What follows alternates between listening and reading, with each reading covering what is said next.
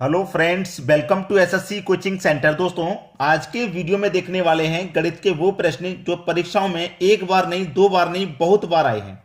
ऐसा प्रश्न लेकर के आया हूं, तो पूरा वीडियो देखिएगा। चलिए स्टार्ट करते हैं। पहला सवाल है, 6,000 रुपए की राशि पर 10% की दर से 2 साल का चक्रवृद्धि ब्याज क्या होगा। अब देखिए, चक्रवृद्धि ब्याज के लिए एग्जाम में बहुत सारे नियम है। कोई कोई मेथड बताता है, कोई कोई मेथड बताता है, लेकिन मैं आपको आज जो बताने वाला हूं यहां पे लिख देता हूं। 2 वर्ष का पूछा जाता है। देखिए, इधर लिख देता हूं पहले तो। अगर 2 वर्ष का पूछा जाए आपसे क्वेश्चन, तो 2:1 लगा देना। 3 वर्ष का पूछा जाए 3:3:1 लगा देना। अगर 4 वर्ष का पूछा जाए आपसे 4:6:4:1 लगा देना। ये आपका रेशियो मेथड है। ये रेशियो मेथड है। अब ये काम कैसे करता है मैं आपको बता देता हूं। यहां पे 2 साल का पूछा है ना, तो 2 साल का रेशियो मेथड क्या है? 2:1। यही तो है। 6,000 रुपए की हमारे पास राशि है। कितने की? 6,000 की।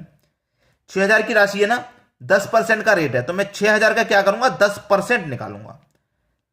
0 से 0 गया, 0 से 0 कितना आया? 600। ये जो 600 निकल के आया है ना, ये पहले वाले रेशियो के ऊपर लिख दो आप। अब इस 600 का फिर से निकालेंगे। 600 का फिर से 10% निकालेंगे हम। ठीक है, 0 से 0 गया, 60 आ गया। 60 को लिख दो दूसरे वाले रेशियो के ऊपर। ऐसे जब तक लिखते जाना है जब तक हमारे सभी रेशियो के ऊपर मान ना आ जाए। ठीक है, अब मेरे पास 2 ही रेशियो थे ना, मैंने 2 ही रेशियो के ऊपर निकाल लिया। अगर मेरा 3 वर्ष के ऊपर आता तो मैं 3 बार, यानी कि पहले 600 आता, फिर 60, फिर 60 का फिर निकालते, जो आता है यहां पे रख देता। यानी इसी का निकालते हैं। 6,000 का नहीं निकालेंगे बार बार। 6,000 का हमने एक बार निकाल लिया 600, फिर 600 का निकाल लिया 60, फिर 60 का निकालेंगे। ऐसे निकालते हुए चलेंगे और रेशियो के ऊपर रखते हुए चलेंगे। ठीक है, अब 600 का मल्टीप्लाई 2 से कर लो तो 1200, 60 का मल्टीप्लाई 1 से कर लो तो 60। 1200 और 60 मिलके कितना हो जाएगा? 1260। बस खत्म, आंसर आ तो गया। अब कुछ नहीं करना इसके लिए। मेथड सही लगा, कैसा लगा कमेंट करके जरूर बताइएगा। एग्जाम में अधिकतर या तो 2 वर्ष के लिए पूछा जाएगा, या 3 वर्ष के लिए, या 4 वर्ष के लिए। मैंने इनके ऊपर वीडियो बनाए रखे हैं। आप प्लेलिस्ट में जाकर के जो मेरी कंपाउंड इंटरेस्ट की प्लेलिस्ट बनी हुई है चक्रवृद्धि ब्याज की, उसे ओपन कर लेंगे। ये आपको बहुत सारे वीडियो मिल जाएंगे इनके। आपको चाहे आप एसएससी कोचिंग सेंटर के नाम से सर्च कर लें यूट्यूब पे तो भी मिल जाएंगे। SSC coaching centre compound interest लिख के डाल देना, तब भी निकल के आ जाएंगे ये वीडियो। ठीक है, चलिए अब देखते हैं अगला सवाल। अगला सवाल है, यदि कोई राशि साधारण ब्याज पर 1 वर्ष में 5,000 रुपए से 5,900 रुपए हो जाती है, तो 8,000 रुपए की धनराशि पर उसी दर से 5 वर्ष का साधारण ब्याज क्या होगा? बेहतरीन सवाल।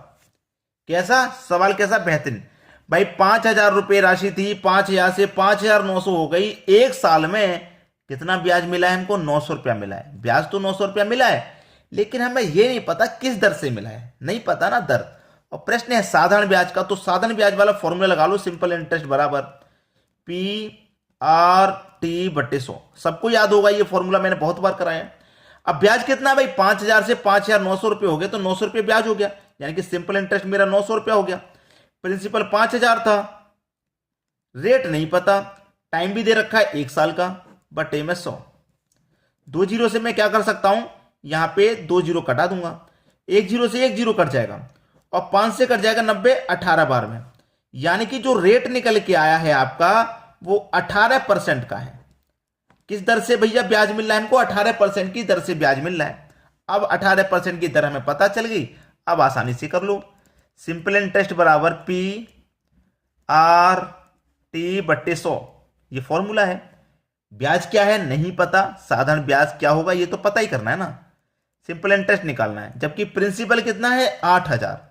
8,000 रुपए का मालूम करना है। अब रेट कितना लगाएंगे जो हमारा निकल के आया 18% का, क्योंकि उसी रेट से पूछा है ना। और टाइम कितना है? 5 वर्ष का, बटे में फॉर्मूले वाला 100। 2 जीरो से 2 जीरो कट गया।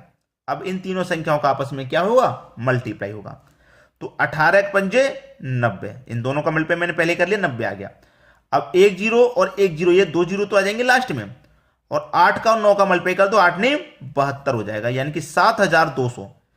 ऐसा ही कितना आ गया आपका निकल के? 7,200। सिंपल इंटरेस्ट 7,200, ये आपका आंसर हो गया। बिल्कुल सही जवाब। चलिए अब देखते हैं अगला क्वेश्चन। अगला प्रश्न है, साधारण ब्याज की दर से कोई धनराशि 3 वर्ष में 3 गुनी हो जाती है तो कितने समय में 5 गुनी होगी। कोई धनराशि है लेकिन हमें नहीं पता वो कितनी है। जब नहीं पता होता है तो हम उस राशि को 100 मान लेते हैं।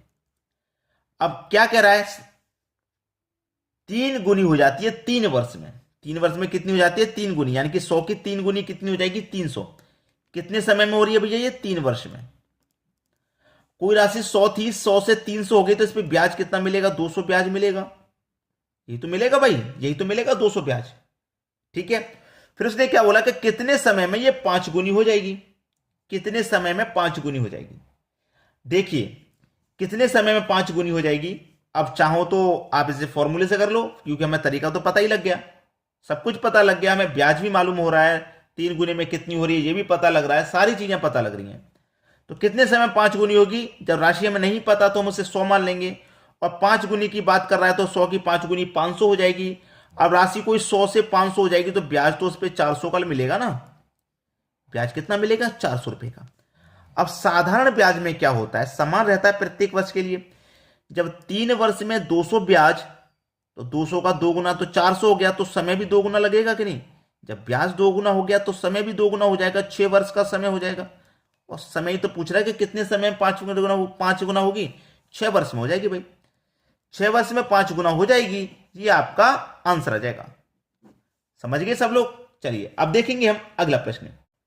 अगला प्रश्न है, एक ट्रेन 600 मीटर और 200 मीटर लंबे पुल को 80 सेकंड और 40 सेकंड में पार करती है, तो ट्रेन की लंबाई बताओ।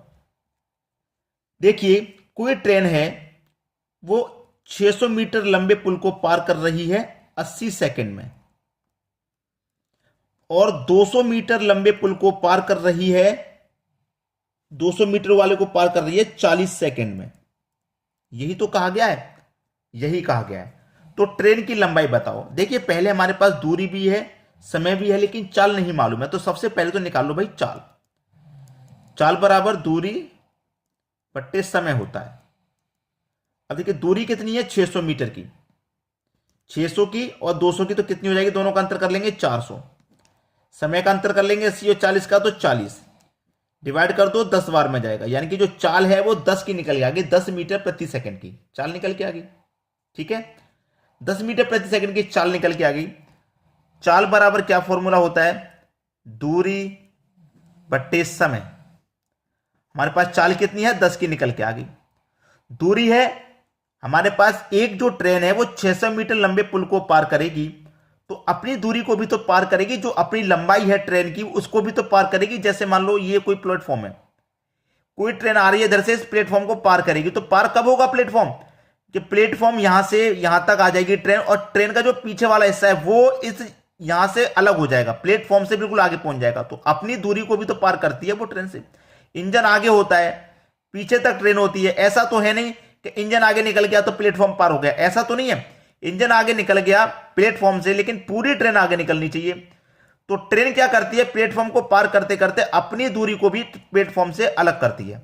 लेकिन ट्रेन की दूरी हमें नहीं पता, ट्रेन की लंबाई तो पूछ रहा है। तो प्लेट हमारे पास कितना है, 600 मीटर का प्लेटफॉर्म है। ट्रेन की नहीं पता क्या दूरी है, उसे एक्स मान लो। नहीं पता ना, उसे हमने एक्स मान लिया। 600 वाली दूरी ले ली, इसको पार करने में कितना समय लग रहा है, 80 का। अगर मैं ये वाला लेता दूरी तो ये वाला फिर समय लेता। ठीक है, अब इसको सॉल्व कर लीजिए, बस आपका आंसर आ गया। चलिए 80 का मल्टीप्लाई 10 से कर दूंगा तो 800 बराबर 600 प्लस का एक्स। ये 600 इधर आएगा तो माइनस का हो जाएगा, तो 800 में से 600 गया 200, एक्स का मान कितना आ गया 200। ये आपका क्वेश्चन का बिल्कुल सही जवाब है। तो ट्रेन की लंबाई क्या है, 200 मीटर की। ये बिल्कुल सही जवाब हो गया। चलिए अब देखते हैं अगला क्वेश्चन। अगला सवाल है, किसी वस्तु को 2400 रुपए में बेचने पर 20% लाभ होता है, 2600 रुपए में बेचने पर कितने प्रतिशत का लाभ होगा। अच्छा सवाल है। देखिए लाभ कब होता है, जब हम कोई वैल्यू है 100% रहती है अपने आप में उसका मान, जब हम 100 से ऊपर में बेचेंगे तभी तो लाभ होगा। तो हम किसी वस्तु को 2400 रुपए में बेच रहे हैं और 20% का लाभ हो रहा है, तो 100 से ऊपर कितना बेचेंगे, 20 ऊपर बेचेंगे तभी तो लाभ होगा। तो 100 की चीज को इसका मतलब हम 120 में बेच रहे हैं, 120 में तो बेच रहे हैं, और रुपए में कितने बेच रहे हैं, 2400 में, तो 120% की वैल्यू 2400 है। ठीक है, 120% की वैल्यू 2400 हुई ना, तो क्या करेंगे, 2400 में 120 से डिवाइड कर देंगे, 100 से गुना करने पे 100% का मान निकल के आ जाएगा, मतलब कि क्रय मूल्य, क्रय मूल्य निकल के आ जाएगा। चलिए अगर मैं क्रय मूल्य निकालूं तो कितना हो जाएगा, 0 से 0 गया, 12 दुनिया का 24 और एक 0 20 बार में 20 का मल्टीप्लाई कर दो 100 से, तो कितना हो जाएगा, ये हो जाएगा 2000। यानी कि कॉस्ट प्राइस कितना था आपका, 2000 था। ठीक है, 2000 था। 2600 रुपए में बेचने पर कितने प्रतिशत का लाभ होगा। अब देखिए 2000 रुपए की चीज है, मैं इसे कितने बेचूं, 2600 रुपए में बेचूंगा, ये मेरा सेलिंग प्राइस है, कितने का फायदा हो जाएगा भाई, 2000 की चीज को 2600 रुपए में बेचूंगा तो 600 रुपए का फायदा नहीं हो जाएगा, 600 का फायदा, फायदा हमेशा कॉस्ट प्राइस पे निकलता है। कॉस्ट प्राइस आपका 2000 है और प्रतिशत के लिए क्या करेंगे, 100 से मल्टीप्लाई, तो 2 जीरो से पहले मैं ये 2 जीरो कटा देता हूं, 1 जीरो से ये वाला 1 जीरो कट जाएगा, 2 से 6 कट जाएगा, 3 बार में 3 का पे 10 से कर दो तो कितना आ जाएगा, 30%। ये आपका आंसर हो गया भाई, 30%। ठीक है, कितने प्रतिशत लाभ होगा, 30% का लाभ हो जाएगा। चलिए अब देखते हैं अगला सवाल। अगला सवाल है, यदि एक वर्ग की भुजा ए तथा दूसरी वर्ग की भुजा 3a है, दोनों के क्षेत्रफल का अनुपात क्या होगा। ये पहले वर्ग की भुजा, ये दूसरे वर्ग की भुजा, पहले वर्ग a, दूसरा वर्ग 3a, 3a ही तो है। अब इनके वर्ग की भुजा है, वर्ग यानी कि इसका भी वर्ग करेंगे और इसका भी वर्ग करेंगे आप, तो a का वर्ग करेंगे तो a स्क्वायर, और 3a का वर्ग करेंगे तो 3 का वर्ग करेंगे तो 9, और a का वर्ग करेंगे तो a स्क्वायर हो जाएगा। हो जाएगा कि नहीं हो जाएगा। तो देखिए a स्क्वायर से a स्क्वायर कट जाएगा एक बार में, और यहां पर क्या बचेगा, 9, यानी कि 1:9। बिल्कुल सही जवाब। अनुपात क्या होगा भाई क्षेत्रफल का, 1:9 हो जाएगा, यही आपका आंसर हो जाएगा। चलिए आप देखेंगे अगला क्वेश्चन। अगला सवाल है, 1 से 700 तक 17 से कितनी संख्याएं विभाज्य होंगी, कितनी संख्याएं विभाजित हो जाएंगी, ये पूछ रहा है। ठीक है, चलिए 1 से लेके 700 तक यानी कि 700 संख्याएं हो गई, विभाजित करनी है 17 से। जैसे कि मान लो मुझे 50 में 5 से भाग देना, कितनी बार विभाजित हो जाएगा, 10 बार, और 53 में मुझे 5 से भाग देना है, कितनी बार डिवाइड हो जाएगा, 10 बार, तो रिमाइंडर कितना बचेगा, 3। उससे तो कोई मतलब नहीं, कितनी बार कट गया उससे मतलब है बस। तो मैं 17 से भाग दूंगा, इसमें कितनी बार कट जाएगा मुझे मालूम हो जाएगा। ठीक है, 17 त्रिक का 51, 17 चौके 68, यानी कि 70 में से 68 तक कट गया तो 2 बचेगा, 2 में 0 लगा देंगे तो 20, 17 एकम 17, 20 में से 17 कट गया, 3 रिमाइंडर बचा, उससे कोई मतलब नहीं है। 3 से मैंने क्या बताया, जो रिमाइंडर बचेगा उससे कोई मतलब नहीं। कितनी बार कट गया, कितनी संख्याएं थी जो 17 से विभाजित हो गई, 41 संख्याएं थी। इस 700 में 41 संख्याएं थी जो 17 से विभाजित हो गई। ये क्या हो गया, आपके क्वेश्चन का सही जवाब हो गया। तो आपके लिए क्या करना है, वीडियो पसंद आएगा लाइक, कमेंट, ठीक है, कमेंट और शेयर, बस इतना काम करना है आपके लिए। बाद बाकी का काम हम कर रहे हैं आपके लिए, रेगुलर वीडियो लेके आ रहे हैं। ठीक है दोस्तों, धन्यवाद।